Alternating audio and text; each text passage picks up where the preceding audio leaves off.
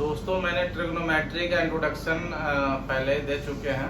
तो आज हम ट्रिग्नोमेट्री का एक्सरसाइज 8.1 बनाते हैं। चैप्टर 8 में 8 का इंट्रोडक्शन हम दे चुके हैं। आप पहले इंट्रोडक्शन देखेंगे, उसके बाद एक्सरसाइज पे आएंगे, ठीक है। बिना इंट्रोडक्शन का आप चैप्टर पे आएंगे तो हो सकता है थोड़ा कम समझ में आए या हो सकता है बनाने में डिफिकल्टी हो, ठीक है। तो आज एक्सरसाइज 8.1 को सॉल्व कर रहे हैं, ठीक है।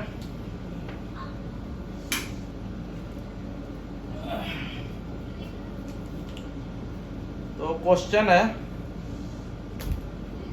इन ट्रायंगल एबीसी, पहला क्वेश्चन है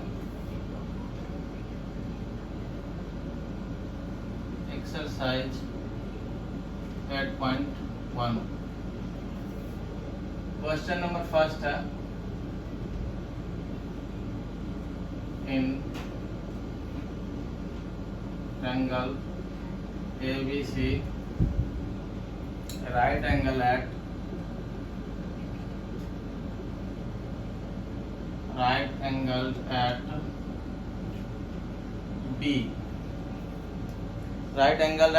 B, AB equal to 24 and BC equal to 7.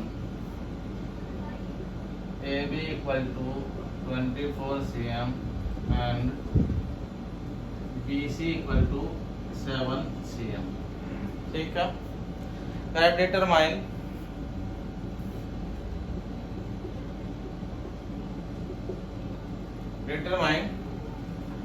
Question number 1 है sign A into cos A. Question number 1 में कह रहा है, यहाँ पे लिख देता हूँ, sign A into cos A. Sign A into coma में साइन ए का वैल्यू निकाला है, कॉस ए का। और क्वेश्चन नंबर 2 है साइन सी कॉमा कॉस से, साइन सी कॉमा कॉस से, ये हमें निकालना, ठीक है। निकालते हैं।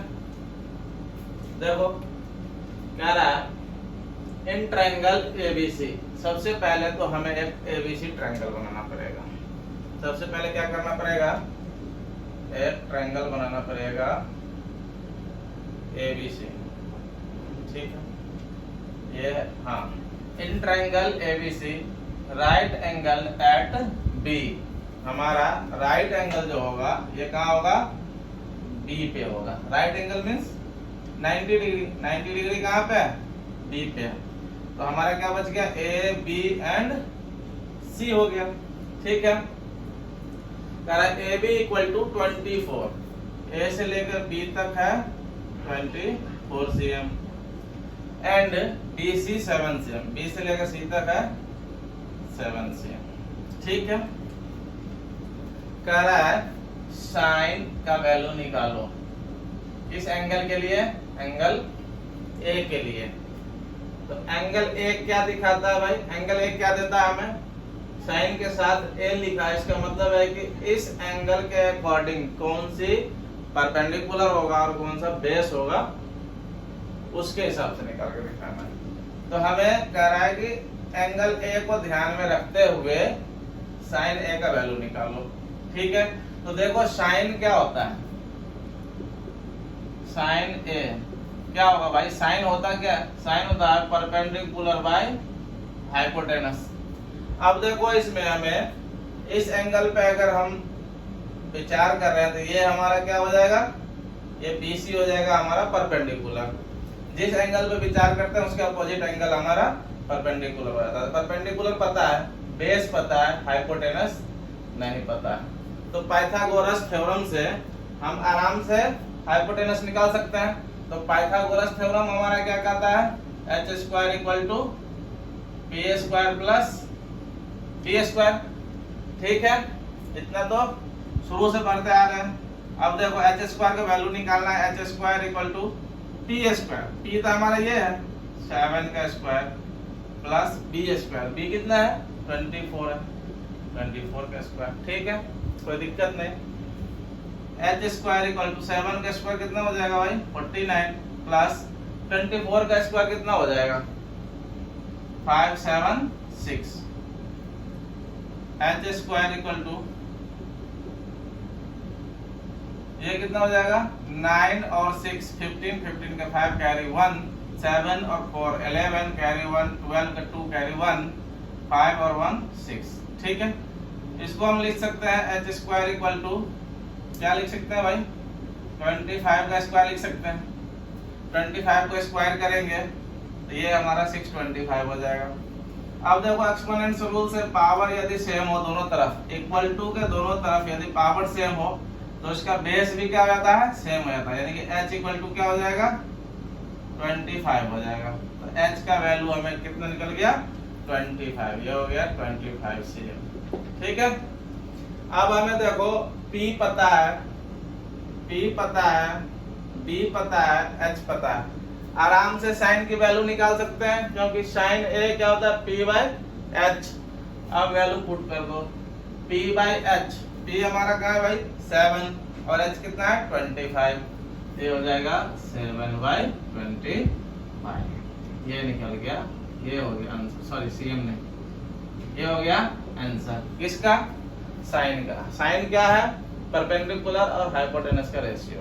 ठीक है, एंगल ए के लिए। अब कह रहा है cos a निकालो, तो cos a क्या cos किसका किसका रेशियो होता है cos हमारा होता है b बाय h।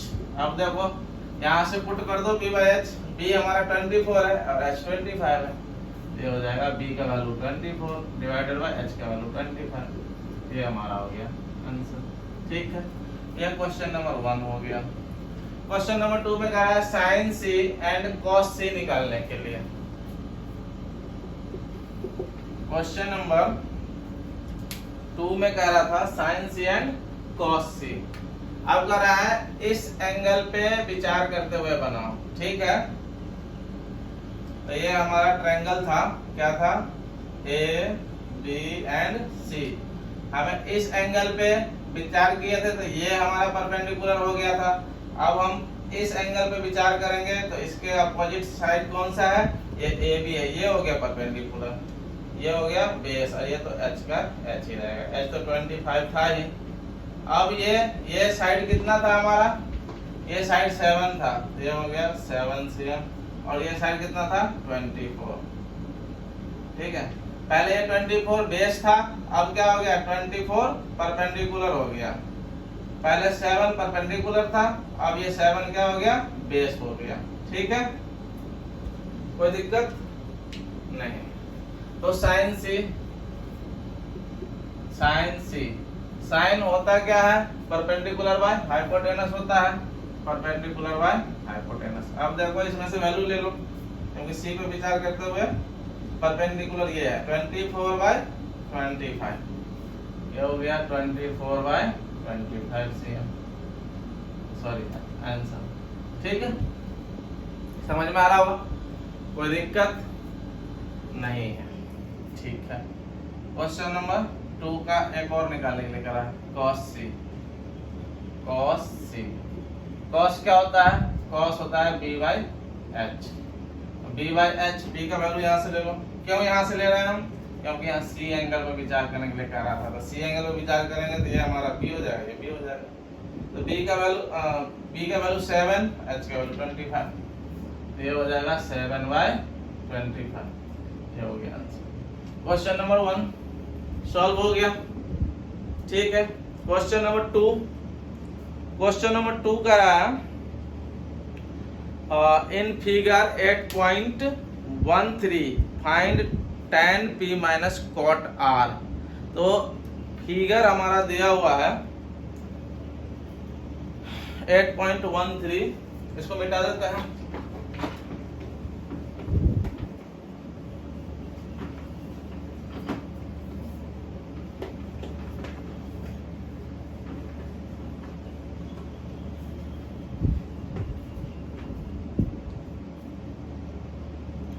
एट 8.13 का फिगर दिया हुआ है, एक राइट एंगल बना हुआ है, राइट ट्रायंगल बना हुआ है।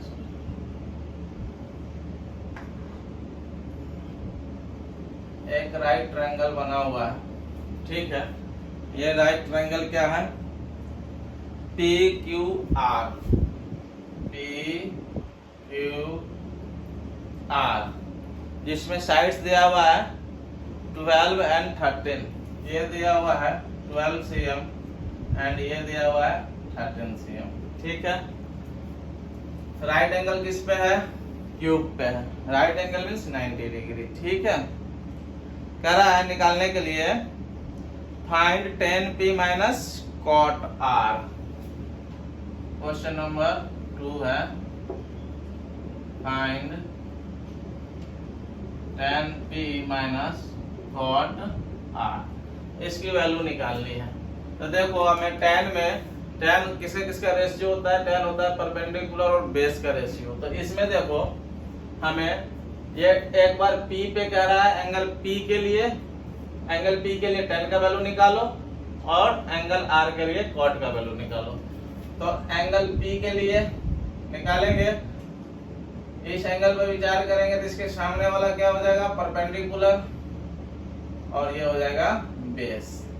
अब दूसरा फिगर अगर बना दे, वही figure P Q and R। अगर हम R पे विचार करेंगे, एंगल R पे, तो इसके सामने वाला ये हमारा क्या हो जाएगा? परपेंडिकुलर, और ये हो जाएगा बेस। ये हाइपोटेनस तो सेम रहेगा, हाइपोटेनस 13 cm है, 13 cm, ठीक है। अब ये जो बेस 12 था एंगल P के लिए, अब ये एंगल R के लिए ये परपेंडिकुलर हो जाएगा, कितना? 12, ठीक है। तो पाइथागोरस थ्योरम से हम P का वैल्यू निकालेंगे, जो P का वैल्यू निकलेगा वही यहाँ B का वैल्यू हो जाएगा, ठीक है। क्यों? क्योंकि हमें tan में किसकी किसकी जरूरत है भाई?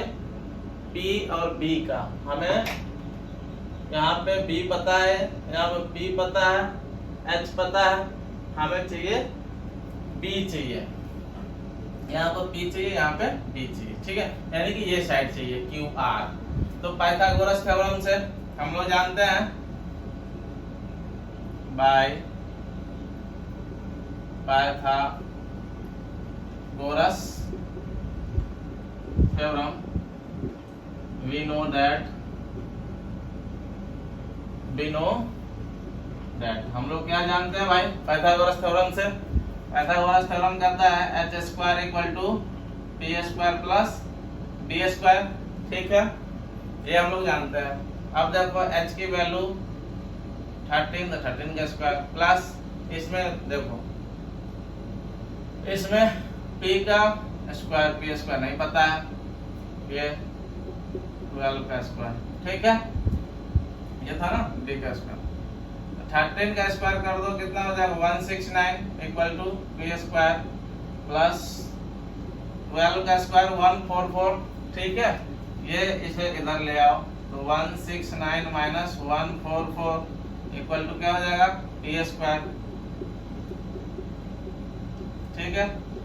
अब 169 में से 144 घटाओ, कितना हो जाएगा भाई? 25 equal to p square.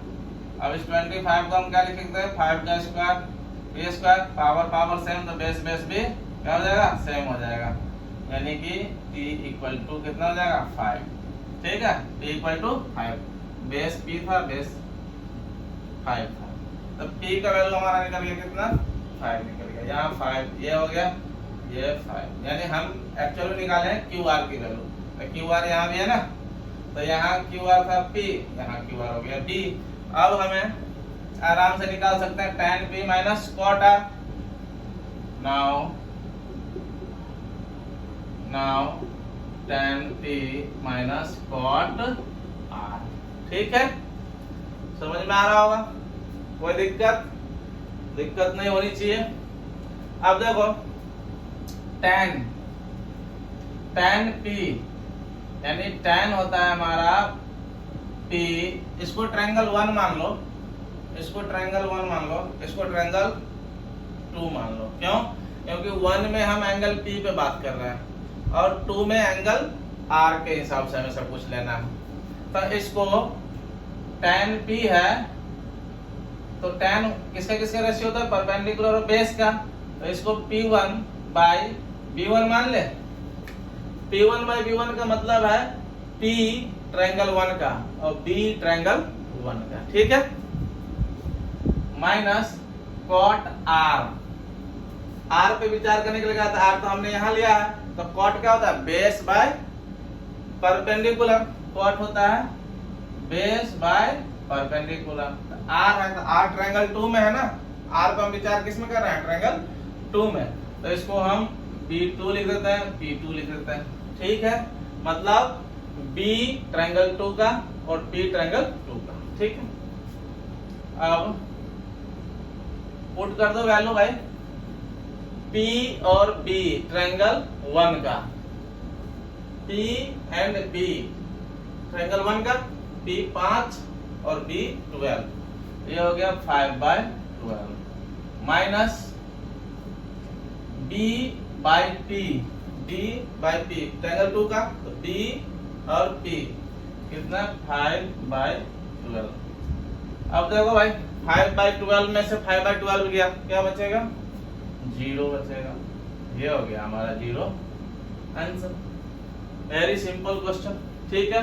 Question number 2 हमारा सॉल्व हो गया।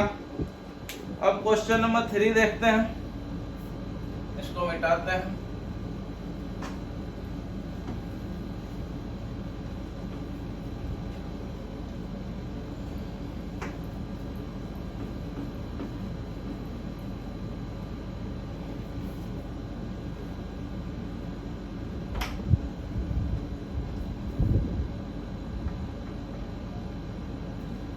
क्वेश्चन नंबर 3 क्या कर रहा है, क्वेश्चन 3 कह रहा है if sine A equal to 3/4,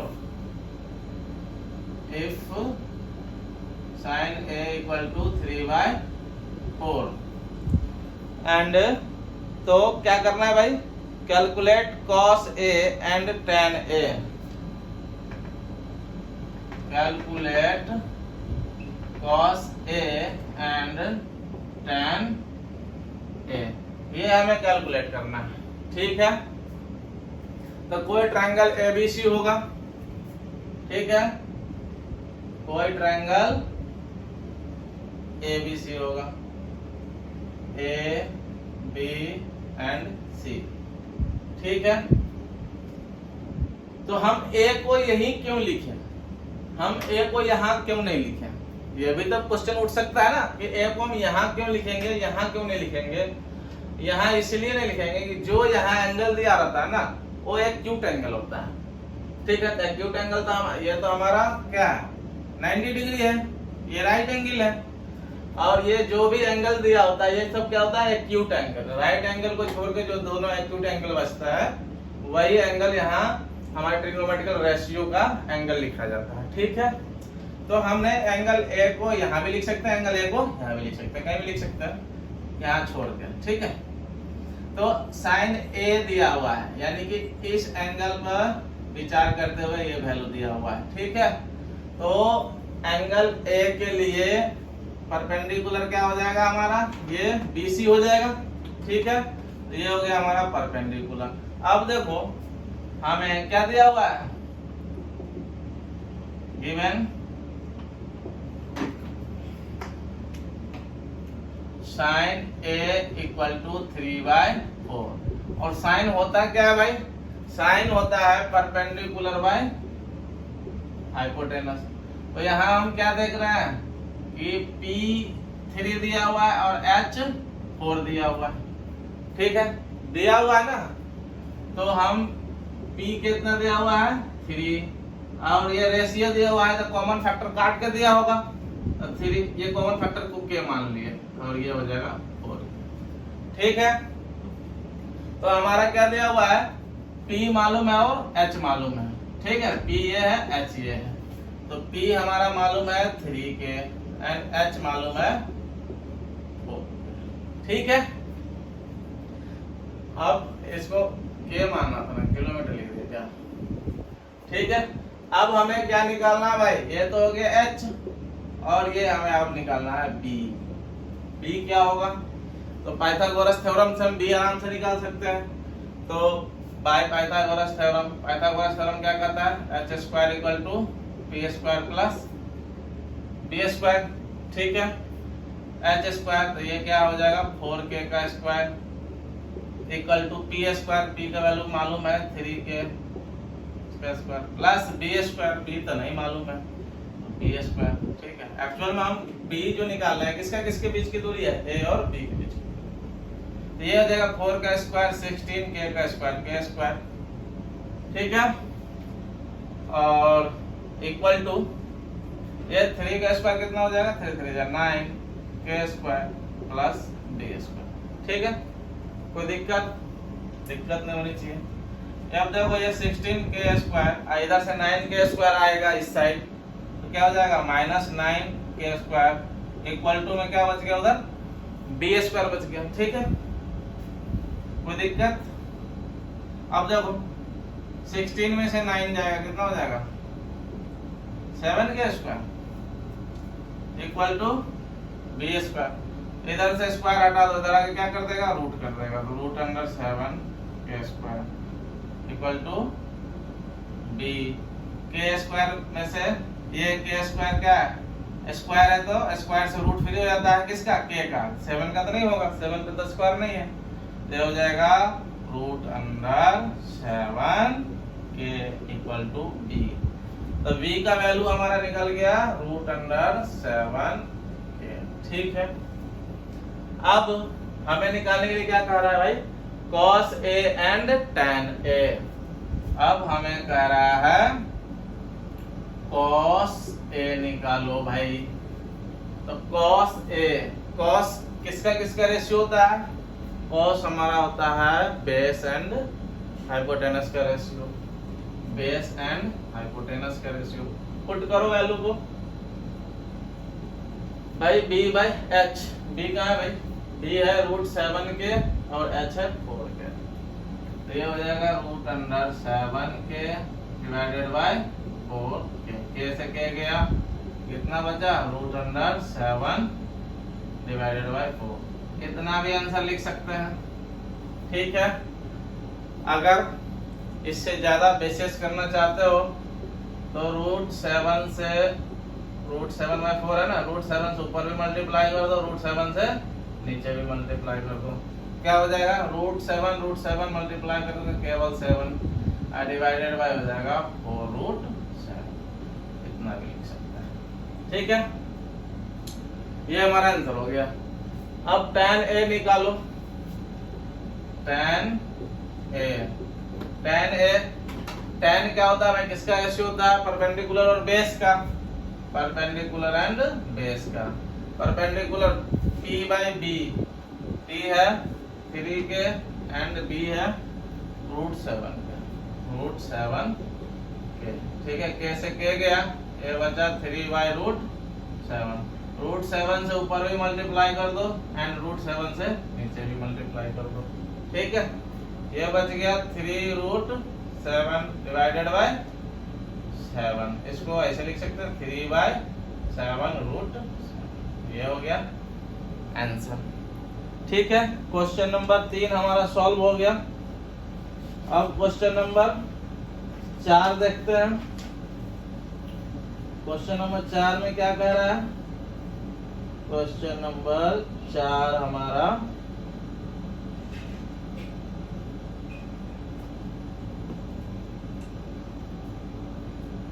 question number 4 कह रहा है given 15 cot a equal to 8। इसको मिटा दे पहले।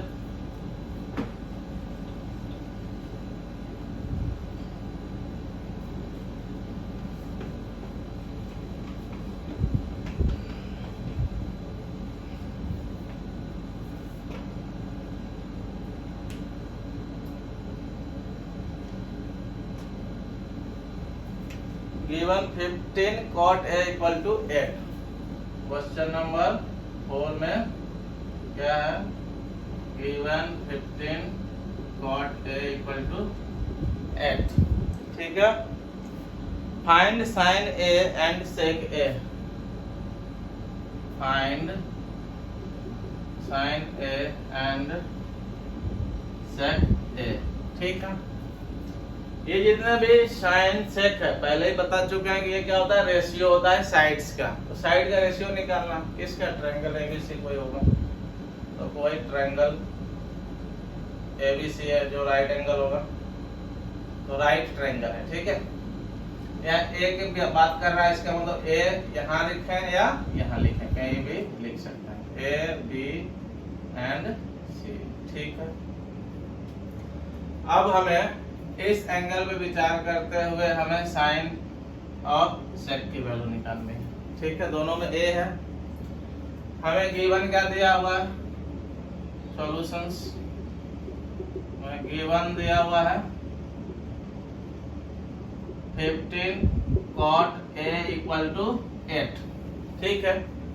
अब ये 15 यहाँ पे मल्टीप्लाई के रूप में उधर जाएगा, डिवाइड में हो जाएगा, तो cot A इक्वल टू 8/15।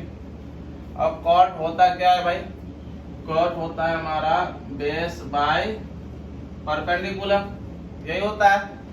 इसका मतलब है कि ये बेस हमें मालूम है और P हमें मालूम है, नहीं तो बेस इस एंगल के लिए, एंगल ए के लिए ये इसके अपोजिट साइड क्या हो जाएगा, परपेंडिकुलर, तो परपेंडिकुलर ये हो गया 15, ठीक है। सीएम नहीं लिखेंगे क्योंकि ये इसका फैक्टर, कॉमन फैक्टर काट के लिखा है, यानी कि एग्जैक्ट वैल्यू पी का नहीं है, ये काटा हुआ चीज है, जो मिनिमम वैल्यू है सो है। ये दोनों में कुछ ना कुछ रहा होगा जो कॉमन कट रखा है, हमें नहीं पता है, तो हम इसको के लिख सकते हैं जो कट रखा है, ठीक है। बी ये तो एच हो जाएगा और ये हो जाएगा बी हमारा, तो बी 8 के, ठीक है। जो कॉमन कट रखा है दोनों में से जो कॉमन रहा होगा वो कट रखा होगा, इसलिए रेशियो में दे रखा है। तो हमने मान लिया कि के कॉमन रहा होगा, उस के को हमने यहाँ पे लगा दिया। अब पाइथागोरस थ्योरम से हम h की वैल्यू आराम से निकाल सकते हैं। पाइथागोरस थ्योरम क्या कहता है, h square equal to P square plus B square, h square equal to, अब पी स्क्वायर ये देखो 15k का square plus B square, B कितना है भाई 8k का स्क्वायर, ये देखो कितना हो जाता है 15k का स्क्वायर, 15 का स्क्वायर कितना होगा 225, k पे स्क्वायर k स्क्वायर प्लस 8 का स्क्वायर 64 एंड k का square k square, h square equal to, दोनों को ऐड करो भैया, तो 4 और 5 कितना हो जाएगा 9, 6 और 2 8 और ये 2 k स्क्वायर। इधर से ये कितना का स्क्वायर होता है, 17 का स्क्वायर कितना होता है भाई, हाँ 17 7 जा 119 और 17 1 जा 17, 981, यानी कि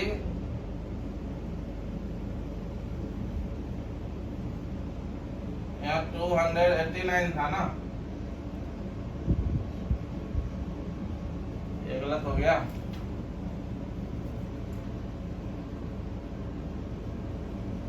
ये तो ठीक है 17 9 8 और ये 1 और 1 2 हो जाता ना, तो ये 17 हो गया, तो h स्क्वायर इक्वल टू क्या हो जाएगा 17 k का स्क्वायर लिख देंगे, ठीक है। 17 का स्क्वायर इतना और k का स्क्वायर इतना, k स्क्वायर। अब देखो पावर सेम है, इसका बेस भी क्या हो जाएगा सेम हो जाएगा, यानी कि h इक्वल टू कितना हो जाएगा 17k, तो h हो गया हमारा 17k, ठीक है। कोई प्रॉब्लम होना नहीं चाहिए। अब हमारा h पता है, अब हमें निकालने के लिए क्या कह रहा है, साइन ए सेक ए, आराम से निकाल लेंगे। साइन ए इक्वल टू, देखो साइन क्या होता है p बाय h, और p बाय h देखो p कितना है 15k डिवाइडेड बाय h कितना निकला 17k, ठीक है। कोई प्रॉब्लम, कैसे किया गया, कितना बचा भाई 15/17, ये हो गया आंसर, ठीक है। दूसरा क्वेश्चन है सेक ए और सेक होता क्या है, सेक होता है हाइपोटेनस और बेस का रेशियो। ठीक है, ये याद रखना है। हाइपोटेनस निकला हमारा 17 के एंड बेस क्या है भाई, बेस है 8 के। ये कैसे के गया, कितना हो गया 17/8, ये हो गया आंसर। क्वेश्चन नंबर 4 भी सॉल्व हो गया, क्वेश्चन 4 सॉल्व हो गया। क्वेश्चन 5 देखते हैं। क्वेश्चन 5 क्या कर रहे हैं,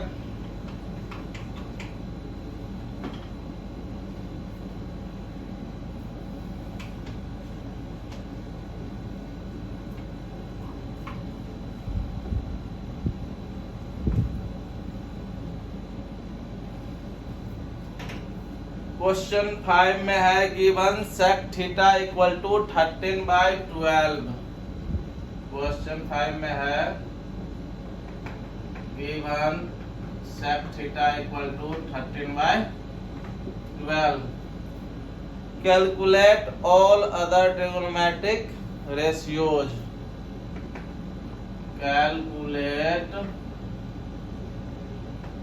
all other trigonometric ratio. Trigonometric ratios कितने होते हैं भाई, ट्रिगोनोमेट्रिक रेशियो 6 होते हैं। 6 में से एक दे दिया है, ये सेक का वैल्यू, सेक दिया हुआ है, तो हमें निकालना क्या है, हमें जो 5 और बच गया वो निकालना है। तो कोई भी राइट ट्रायंगल होगा, इसमें मान लेते हैं कि ये ए बी एंड सी है। ठीक है, ये तो हमारा राइट एंगल हो गया। अब थीटा का रहा है, यहाँ पे एंगल कौन सी ले रहा है, थीटा। तो थीटा हमें ये नहीं दिखाया है कि एंगल ए पे थीटा है या एंगल सी पे थीटा है। तो थीटा हम कहीं भी ले सकते हैं, थीटा यहाँ लिख दो या यहाँ लिख दो। यहाँ थीटा लिखेंगे, इसके सामने वाला ये परपेंडिकुलर हो जाएगा। यहाँ थीटा लिखेंगे तो इसके सामने वाला ये परपेंडिकुलर हो जाएगा। ठीक है, कोई दिक्कत, थीटा कहाँ लिख दे, यहाँ लिख दें। यहाँ थीटा लिख दिए तो इसके सामने वाला यानी कि इसका अपोजिट, थीटा का अपोजिट साइड कौन सा है, ए बी। तो ये हो जाएगा हमारा परपेंडिकुलर, ये हो जाएगा बेस एंड ये क्या हो जाएगा हाइपोटेनस। ठीक है, अब देखो हमारा गिवन क्या देना है, गिवन सॉल्यूशन करना है। गिवन में है sec थीटा इक्वल टू 13/12 और sec होता क्या है, हाइपोटेनस बाय बेस होता है। ये होता है hypotenuse by base, means h 13 है और b 12। ठीक है, कोई दिक्कत नहीं होनी चाहिए। तो h की वैल्यू है 13 के मान लो, क्योंकि रेशियो में दिया हुआ कॉमन फैक्टर कट गया होगा। b का वैल्यू कितना है भाई, b है 12 के लगा दिए। ठीक है, हमें p चाहिए। ठीक है, तो पाइथागोरस थ्योरम लगाएंगे, Pythagoras theorem. we know that क्या जानते हैं पाइथागोरस थ्योरम से, जानते हैं h² equal to p² plus b²। h² यहाँ पे है 13 के, इसका square equal to p², p नहीं मालूम है, p² प्लस b², b कितना है भाई 12 के। ठीक है, ये हो जाएगा 13 का square 169 equal to p² plus ये 144 के स्क्वायर। ये इधर आएगा, घट जाएगा 169 के स्क्वायर माइनस 144 के स्क्वायर इक्वल टू p²। अब इसको सब्ट्रैक्शन करो तो 169 में से 144 हो गया 25 के स्क्वायर इक्वल टू p² उधर बच गया। अब ये 25 को हम क्या लिख सकते हैं, 5k का होल स्क्वायर लिख सकते हैं इक्वल टू इधर p² है। देखो स्क्वायर दोनों तरफ सेम है, इक्वल टू के उस पार भी और इक्वल टू के इस पार भी, पावर सेम है। पावर सेम होता है तो बेस भी क्या होता है, सेम होता है, यानी कि p इक्वल टू कितना हो गया 5k। हमें p का वैल्यू निकल गया 5k।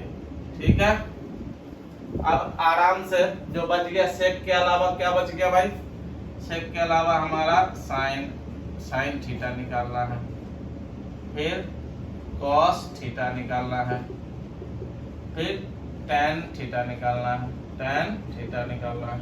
टेन के बाद क्या आता है भाई, कॉसेक थीटा निकालना है।